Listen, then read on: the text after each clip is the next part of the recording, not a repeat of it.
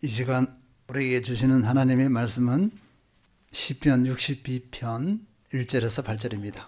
나의 영혼이 잠잠히 하나님만 바라며 나의 구원이 그에게서 나오는도다. 오직 그만이 나의 반석이시요 나의 구원이시요 나의 요새이시니 내가 크게 흔들리지 아니하리로다.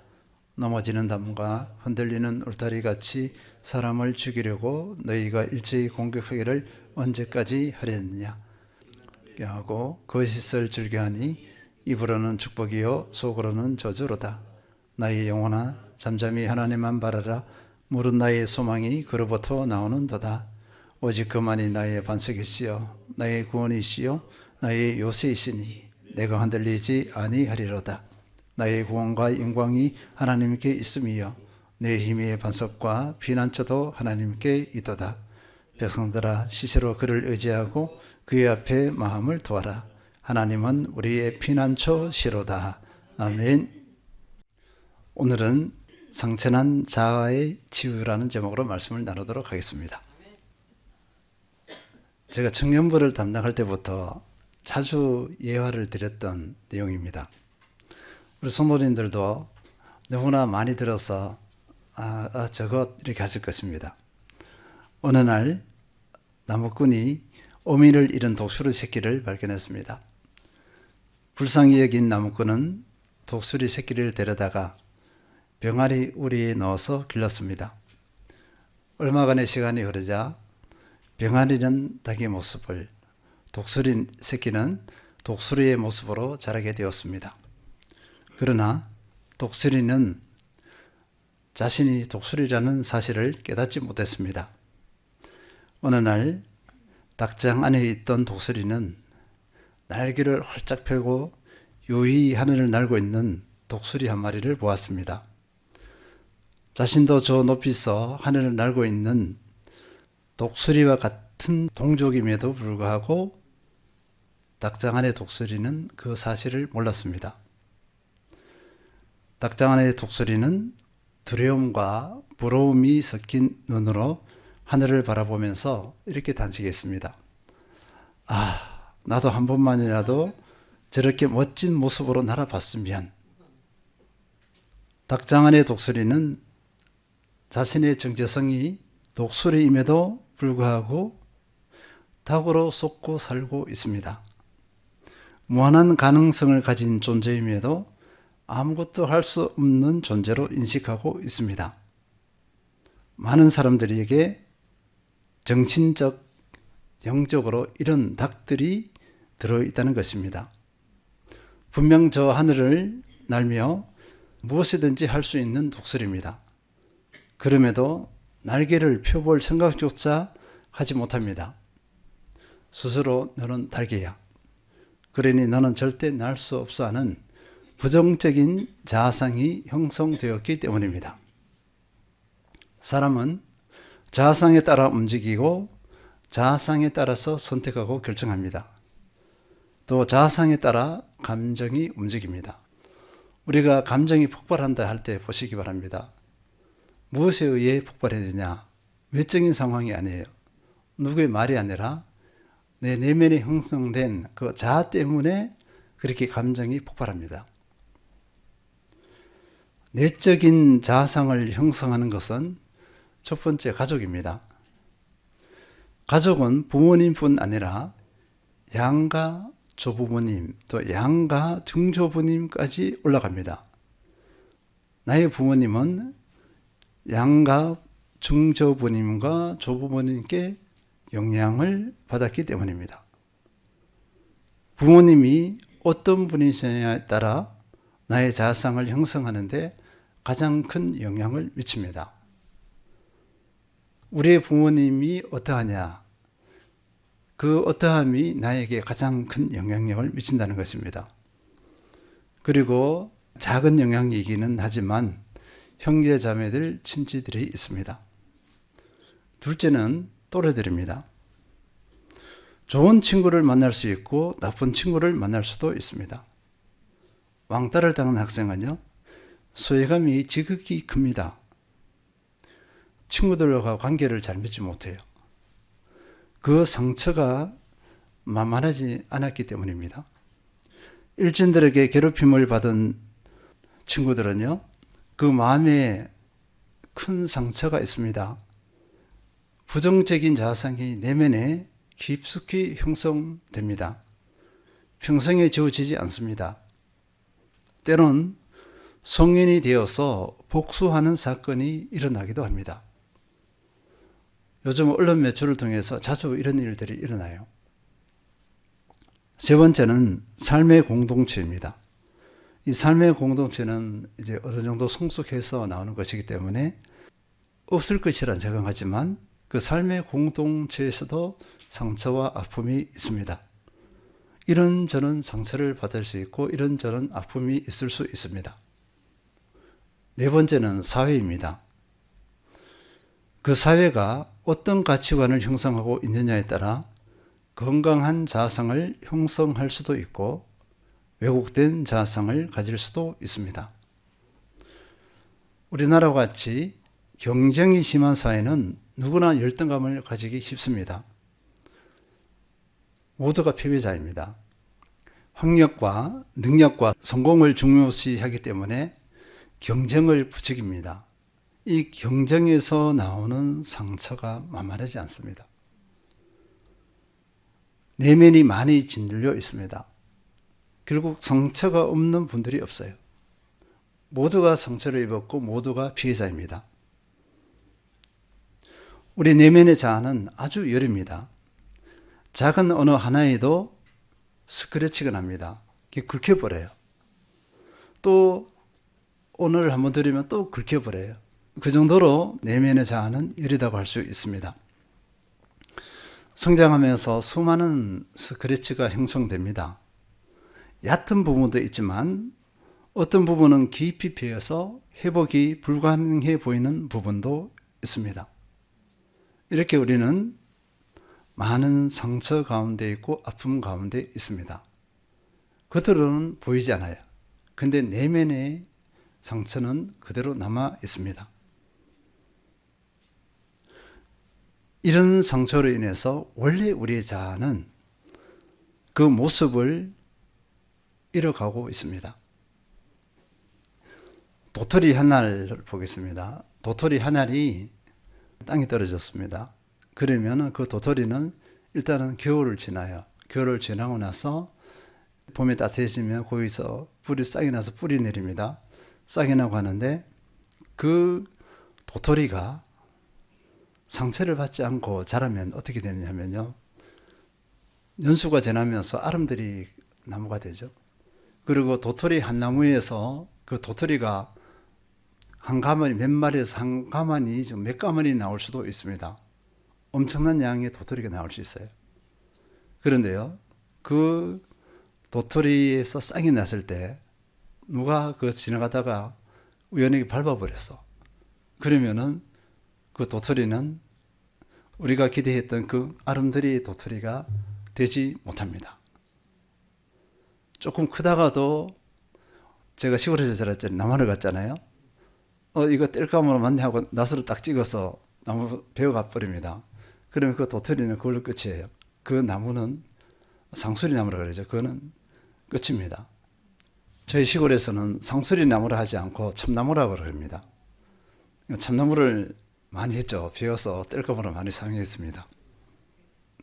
그리스도인이 믿기 전이든 믿기 후든요. 그리스도인은요. 다양한 상처가 있을 수가 있습니다. 그 내면에 얼마나 많은 스크래치가 긁힘이 있는지 모릅니다. 이것이 치료되지 않으면 왜곡된 현상이 나타납니다. 건드리면 아프기 때문입니다. 어느 정도는 평범한 말 한마디에 분노가 폭발해 버립니다. 어떤 정도는 교회 안에서 사사건건 주도권 싸움을 하며 공동체를 어렵게 합니다. 열등감 때문입니다. 목회자가 그 상처가 치유되지 않으면 아주 폐쇄적인 목회자가 돼요. 권위적으로 나타납니다. 우상적이에요. 자기를 우상화하는 경우가 있고 공포감을 조성하고 죄책감을 유발합니다. 성도들을 틀어지고 좌지우지하려고 합니다. 한국교회에서 이런 상황들이 많이 일어나고 있어요. 이것이 조금 심화되어지면 교조가 되어버립니다. 그 사람들 내면을 보면 과거의 그 상처에서 벗어나지 못했어요. 한풀이라는 거죠. 한풀이. 열등감 내지 그 상처에 대한 한풀이로서 그렇게 사람들을 옥죄고 지배하려고 합니다. 어떤 교수님은요, 이런 분들을 이렇게 표현했습니다. 우리 그리스도인의 전인 건강을 해치는 사이비에 불과하다, 이렇게 했어요. 상처가 치유되지 않은 목회자는 이렇게 전혀 예상치 않은 모습으로 그 목회의 방향이 나타납니다. 목회의 모습이 나타납니다. 그런데 이분이 열심히 하지 않느냐? 아니에요. 너무너무 열심히 그 모든 것을 걸어버립니다. 그런데 내면이 왜곡되었기 때문에 그 열심을 도구로 삼아서 결국은 외적인 삶에도 왜곡이 나타나요. 내면의 상처가 치유되지 않으면 정상적인 삶을 살지 못합니다. 상처가 도지는 돌발 상황이 늘 다가오기 때문입니다. 그리스도인으로서 내면의 상처가 치유되지 않으면 다른 사람을 살리고 세울 수 없습니다. 상처가 치유된 사람이 다른 사람을 살리고 세울 수 있기 때문입니다. 그리고 상처받은 사람은 다른 사람에게 꼭 상처를 주게 되어 있습니다. 그런데요, 자신이 받은 그 상처보다도 비교가 되지 않을 정도로 많은 사람들에게 고통을 줍니다. 그렇게 상처를 줘버려요. 그러면 이 상처를 그대로 내버려 두면 되겠느냐 하는 것입니다. 본인의 고통이요, 함께하는 공동체의 고통입니다. 당연히 가족들의 고통이고요, 교회의 고통이고 삶의 현장의 고통이라 볼 수 있습니다. 어느 회사를 보면요, 지금 우리 시대에 그 직원들을 억압하는데 상상을 초월합니다. 우리 뉴스에서 봤어요. 설마 어떻게 이런 일이 일어나지 합니다. 그분들 자세히 살펴보면 과거의 상처 때문에 그래요. 상처가 치유되지 않아서 권력을 가지니까, 힘을 가지니까 그것이 막 나타나는 거죠. 힘이 없을 때는 덜 나타납니다. 그런데 힘을 가질 때는 상처가 겉으로 확 드러납니다. 그래서 다른 사람을 공격해요. 다른 사람에게 아픔을 줍니다. 그러면 내면의 상처를 어떻게 하면 치유할 수 있는가? 첫 번째는요, 자신의 실체를 아는 것입니다. 나를 아는 것이죠. 그리스도인은 독수리입니다. 그런데 독수리처럼 살고 있지 못하다면 그 원인을 찾아보아야 합니다. 왜곡된 자아, 상처난 자아가 어디서 형성되었는가 돌아보는 거예요. 추적을 해나가는 건데 거의 대부분은요, 가정을 이야기합니다. 가정 중에도 부모님을 이야기해요. 부모님. 제가 오늘 말씀을 준비하면서 어느 교수님의 책을 많이 참고했어요. 다 하시는 분이어서 이름은 말하지 않겠습니다. 그런데요, 그분이 미국 가서 유학 갔습니다. 유학 가서 공부를 하는데 치유 상담을 전공했잖아요. 10년을 또 공부했는데 그 교수님들이 가르쳐 주는 것은 없어요. 별로 없고 딱 하나만 가르쳐 준다는 딱 하나만. 나는 누구인가? 10년 동안 계속 나는 누구인가? 이것만 계속 가르쳐 주는 거예요. 내가 누구인지 아는 것이 실마리를 푸는 스타트입니다. 시작점이 됩니다. 한 예를 보겠습니다. 저 사람은 참 착실해. 저 애는 좋은 애야. 저 사람은 좋은 사람이야. 저 애는 믿을 수가 있어. 저 사람은 믿을 수가 있어. 이런 칭찬이 있습니다. 아주 조용하고 말도 조곤조곤하고요. 분노를 표하지 않아요. 감정을 잘 표현하지 않습니다. 그런데요, 이 칭찬들이 이렇게 바뀔 수 있습니다. 저 사람은 언제든지 정신병에 걸릴 수 있어. 착해, 말도 없고 얌전해 하면요, 10중 8구는 심리 상태가 불안정하다고 합니다. 그렇기 때문에 그렇게 하는 거예요. 불안정하기 때문에 말을 못했을 뿐이에요. 표현을 못했을 뿐입니다. 너무나 오랫동안 감정이 억눌려 왔기 때문에 다른 사람이 좋아할 만한 행동만 합니다. 다른 사람이 싫어하는 행동을 하지 않아요. 겉과 속이 다릅니다. 그런데요, 이런 분들은 어느 한순간에 돌변해 버려요. 많은 것도 아닙니다. 말 한마디에 돌변해 버려요. 휙 뒤집어집니다. 내면에 싸우는 그 상처들이 계속 쌓이고 있어요. 쌓여서 어느 때가 되면 팍 폭발하죠. 그래서 주변에서 모두 놀랍니다. 이분이 이런 사람이어서? 이렇게 많이 놀랍니다.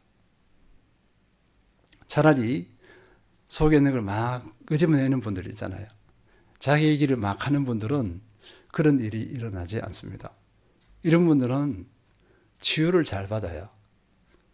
문제가 생겨도 그저 극복되고 소위를 끄집어냈기 때문에 어떻게 해서든 치유를 받습니다. 근데 끄집어내지 않는 분들은 치유가 되지 않아요. 치유가 될 기회가 없습니다. 조금 전에 말씀드렸던 그 교수님이 유학 중에서 위기가 왔습니다. 교수님이 뭐라 그러는 게 아니라 공부를 하는데 이 교수님이요. 보세요. 우리가 석박사 하면은 사람이 많지 않잖아요. 적기 때문에 서로 반응하는 게 다 보이잖아요.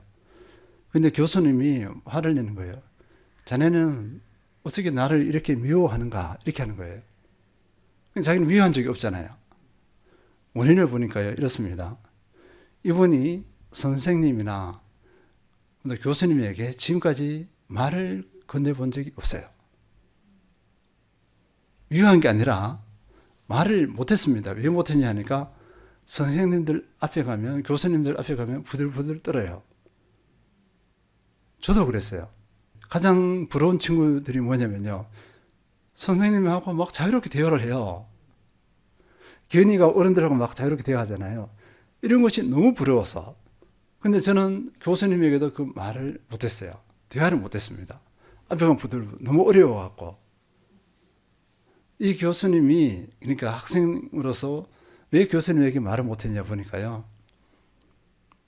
어느 날 어릴 때 식사를 하는데 맛있는 반찬이 있잖아요. 고기 반찬이 있어. 자기가 먼저 젓가락을 딱 들고서 그걸 대었어요. 이때 아버지가 이놈 새끼 한번 했겠죠. 그러면서 이걸 탁 쳐서 그 찝은 것이 젓가락과 음식이 천장에 탁 치고 내려올 정도로 그렇게 한 거예요. 버르장머리 없는 놈 하면서 이렇게 한 거예요. 그때부터 이제 두려움이 생긴 거죠. 그때부터 어른 앞에서 아무 말도 못해. 선생님에게든 누구에게도 말을 못해. 그래서 그 교수님 앞에서 이분이 어떻게 했냐면요, 펑펑 울었어요. 그리고 자기가 왜 그럴 수밖에 없는지 그 자신의 속에 있는 것을 이제 말씀드렸습니다. 그러니까 듣고 있는 교수님이 이렇게 다니면서 같이 눈물을 흘려주는 거예요. 그리고 지금까지 어떻게 이렇게 힘겹게 살았느냐 이렇게 위로해 줬습니다. 그러면서 이분이 그때 해결이 된 거예요. 상처가 치유가 된 거예요. 그때부터는, 이후부터는 이제 자기보다 나이가 많은 분들, 교수님이든 상관없이 마음껏 대화를 할 수 있었다고 합니다. 혹시 이 얘기가 이해가 되시는지요? 혹시 믿겨지는지요? 제가 말을 못했잖아요. 앞에 가도 부들부들 떨고 말을 못했습니다. 속에 있는 것을 끄집어내는 것, 건강한 사람이에요. 상처가 있는 사람은 속에 있는 것을 끄집어내지 못합니다. 계속 자기의 실체를 몰라요. 쏟고 있는 거예요. 이제 끄집어냈다고 하면 제대로 실체를 보았고 그 상처난 곳이 치유가 되어질 수 있습니다. 우리도 이렇게 마음껏 노출할 수 있는 그 상태가 되어야 될 줄 믿습니다. 두 번째는요, 나의 상처를 치료자 되시는 예수님께 가지고 나가야 합니다. 치료자 되시는 예수님과 전인격적인 교제가 이루어져야 돼요. 그러면 치유가 됩니다. 가장 완전하고 온전한 치유가 될 수 있습니다. 오늘 말씀 보겠습니다. 시편 62편 3절 4절. 넘어지는 담과 흔들리는 울타리같이 사람을 죽이려고 너희가 일제히 공격하기를 언제까지 하려느냐. 그들이 그를 그의 높은 자리에서 떨어뜨리기만 꾀하고 거짓을 즐겨하니 입으로는 축복이요 속으로는 저주로다. 이 다윗의 시입니다. 다윗의 시인데 다윗이 너무나 안타까운 일을 당합니다. 자기가 가장 사랑했던 아들 압살롬에게 배반을 당해요. 압살롬이 모반을 해서 아들인 압살롬이 자기를 죽이러 갑니다. 근데 이스라엘 군대가 거의가 압살롬 쪽에 가담해서 다윗을 죽이려고 해요. 압살롬은 정말 아버지를 죽이라고 했습니다. 자기 편이었던, 그렇게 아꼈던 사람들도 압살롬 편에 섰어요. 그 상황을 이렇게 표현한 겁니다. 그러니까 다윗이 얼마나 상처가 많겠어요. 다윗은 아주 순수한 사람입니다. 거침없이 흔히 말하면 다 드러내놓고 하는 그런 유의 사람이에요. 술수를 부리는 사람이 아닙니다. 그런데 자기가 이렇게 배반을 당했잖아요. 이때 다윗은 하나님께로 나갑니다. 하나님이 어떠하심을, 하나님이 어떤 분이신지 고백합니다. 시편 62편 1절 2절. 나의 영혼이 잠잠히 하나님만 바라며 나의 구원이 그에게서 나오는도다. 오직 그만이 나의 반석이시여 나의 구원이시여 나의 요새이시니 내가 크게 흔들리지 아니하리로다. 나의 영혼이 잠잠히 하나님만 바라며 나의 구원이 그에게서 나오는도다. 다윗은 이 상황 가운데서 하나님만 붙잡아요. 어느 한 사람을 의지할 수가 없습니다. 오직 하나님만 의지하고 하나님께 나갑니다. 그리고 하나님만이 나의 유일한 구원자에 있습니다. 나의 반석, 요새에 있습니다. 우리 하나님으로 인해 나는 흔들리지 않습니다. 이렇게 해서 그 마음의 상처가 치유가 돼요. 시편 62편 7절. 나의 구원과 영광이 하나님께 있으며 내 힘의 반석과 피난처도 하나님께 있도다. 지금 그 위기 상황 가운데서 나의 힘의 반석과 피난처는 하나님께 있도다. 하나님을 전적으로 의지합니다. 전적으로 신뢰합니다. 그냥 모든 것을 맡겨버려요. 그리고는 이 상태, 다윗 자신의 이 상태를 어떻게 선포하냐면요. 시편 62편 8절. 백성들아 스스로 그를 의지하고 그의 앞에 마음을 투하라.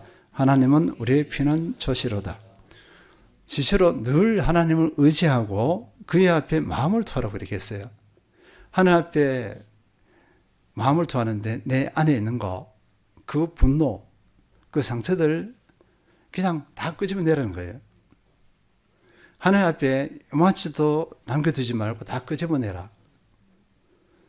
그러면은 치유가 됩니다. 다윗이 하나님께 다 토해내면서 어떻게 되었느냐면요. 평강을 얻어요. 그 위기 가운데서 평안을 얻습니다. 그리고 하나님께서 행하시잖아요. 압살롬 군대가 패하게 했습니다. 하나님이 그렇게 하시거든요. 실제로는 게임이 안 됩니다.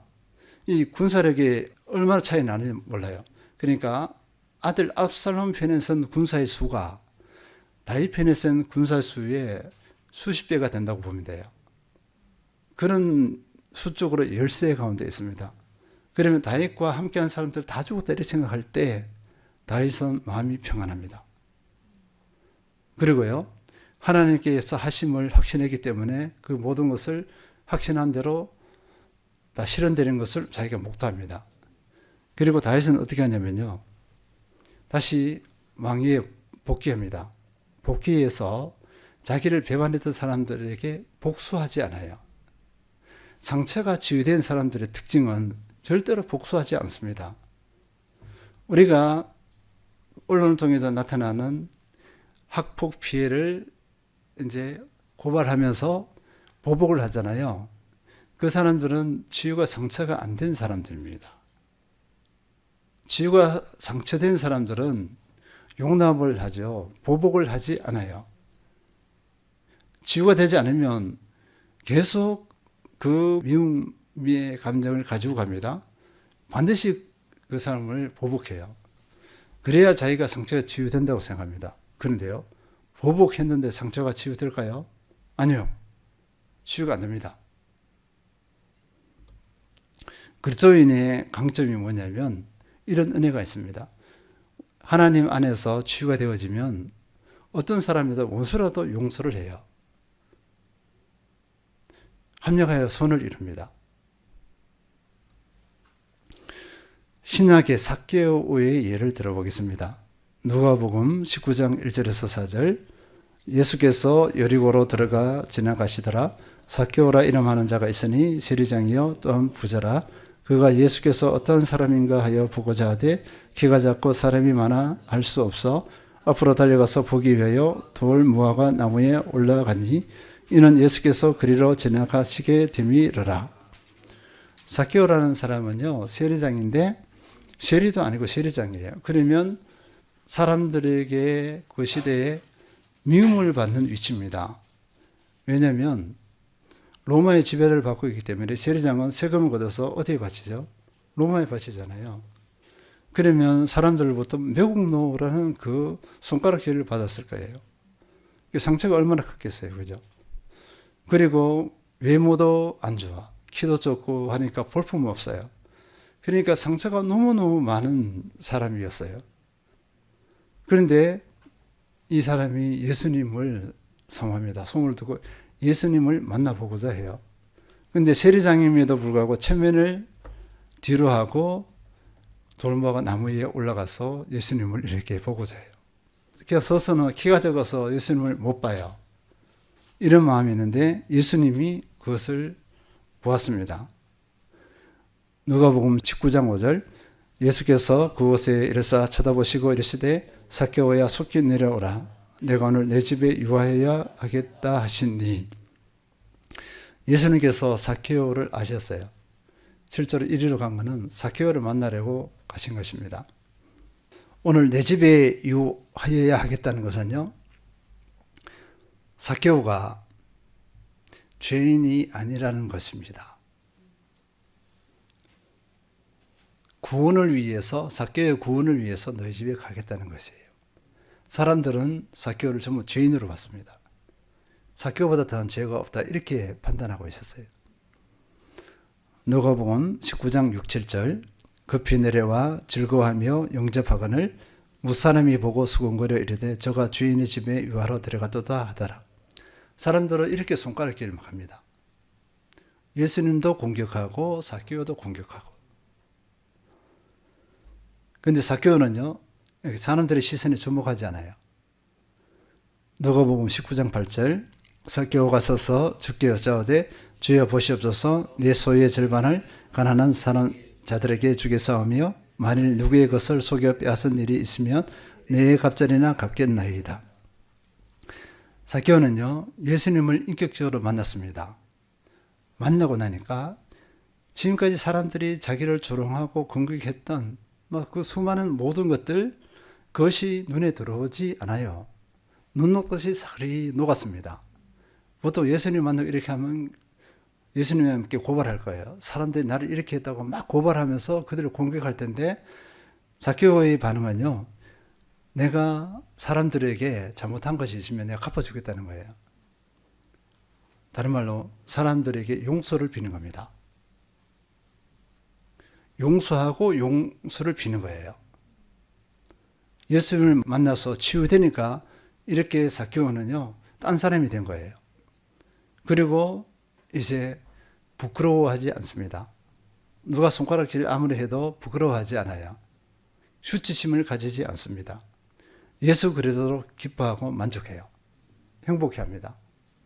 예수님을 만나면 이런 인생의 변화가 있습니다. 그 내면의 상처가 깔끔하게 깨끗하게 치유된 거예요.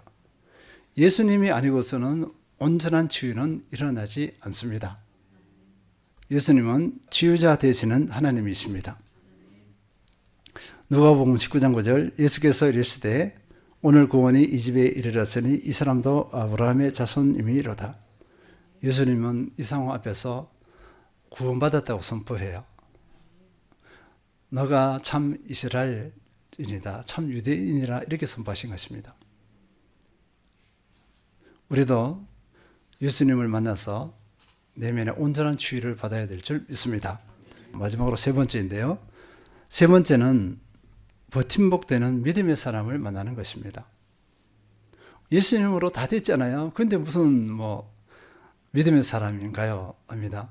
그런데 하나님께서는요, 우리 교제 안에서 이 치유가 일어나도록 하셨어요. 그리고 이 교제 안에 예수님께서 함께 했습니다. 두세 사람이 네 이름으로 모인 곳에는 나도 그들 중에 있느니라 이렇게 했어요. 그러면 우리 교제 가운데 예수님께서 함께 하시고 우리를 치유해 주십니다. 여기서 믿음의 사람은 어떤 믿음의 사람일까요? 공감과 배려의 믿음의 사람이에요. 어떤 믿음의 사람은 나에게 상처를 줄 수 있습니다. 그래서 공감하고 배려할 줄 아는 진정한 믿음의 사람이어야 합니다. 히브리서 10장 24절, 25절 서로 돌아보아 사랑과 선행을 격려하며 모이기를 피하는 어떤 사람들의 습관과 같이 하지 말고 오직 권하여 그날이 가까움을 볼수록 더 그리하자. 서로 돌아보아 사랑과 선행을 격려한다. 마음을 나눌 수 있는 믿음의 성도입니다. 마음을 나누어도 부담이 되지 않는 믿음의 성도예요. 내가 속에 있는 걸 나누었어요. 나누었는데 나를 판단하지 않습니다. 판단하지 않고 공감해주고 위로해주는 성도. 이런 성도를 만나면 나는 치유가 됩니다. 그래서 우리는요, 1대1하고 소그룹을 하잖아요. 할 때 속에 있는 것을 끄집어내야 됩니다. 끄집어내고 그리고 상대방은 공감하고 위로하고 배려해야 해요. 그러면 치유가 되고 그 공동체는 소그룹은 온전히 하나가 됩니다. 그래서 사랑으로 성령의 하나 된 것을 지켜나갑니다. 평안의 맨줄로 하나가 되어버려요. 그렇지 않으면 어떻게 되죠? 반대로 가면 분열이 일어납니다. 그래서 소그룹 내지 1대1에서 나눈 것은 비밀이에요. 다른 데서 흘러가게 하면 안 됩니다. 그 안에서만이에요. 원칙이 있어요. 1대1 소그룹의 원칙. 그 안에서 나눈 것은 다른 사람에게 나누지 않는다. 그 안에서 해결해야 된다. 이 마음을 나눌 수 있는, 다른 사람이 나에게 마음을 나눌 수 있다, 신뢰하면서 마음을 나눌 수 있다 할 때 그렇게 할 수 있도록 하는 내 준비가 되어져야 합니다. 그리고 나는 상대방을 신뢰하고 연약해 보이다 신뢰하고 나눌 수 있는 사람이 되어져야 합니다. 그렇게 할 때 합력하여 선을 이룰 수 있습니다. 정리하겠습니다. 우리 모두는 인생을 살아오면서 상처를 받지 않은 적이 없습니다. 수많은 상처가 우리 내면에 있습니다. 그 상처로 인해서 우리의 정체성을 잃어버리는 경우가 얼마나 많은지 몰라요. 독수리임에도 닭으로 살아가고 있습니다. 상처가 치유되어야 독수리, 곧 온전한 그리스도의 제자와 일꾼으로 살아갈 수 있습니다. 먼저 나의 실체를 알아야 합니다. 나를 알아야 합니다. 나를 모르고서는 치유가 되지 않아요. 다음으로 예수 그리스도를 인격적으로 만나야 합니다. 주님 앞에 모든 것을 토해내고 예수님의 치유하심의 은혜를 받아야 합니다. 세 번째, 버팀목이 되는 진실한 믿음의 성도를 만나야 합니다. 시편 62편 1, 2절 나의 영혼이 잠잠히 하나님만 바라며 나의 구원이 그에게서 나오는도다. 오직 그만이 나의 반석이시여 나의 구원이시여 나의 요새시니 내가 크게 흔들리지 아니하리로다. 시편 62편 8절 성들아 스스로 그를 의지하고 그 앞에 마음을 두어라. 하나님은 우리의 피난처 시로다.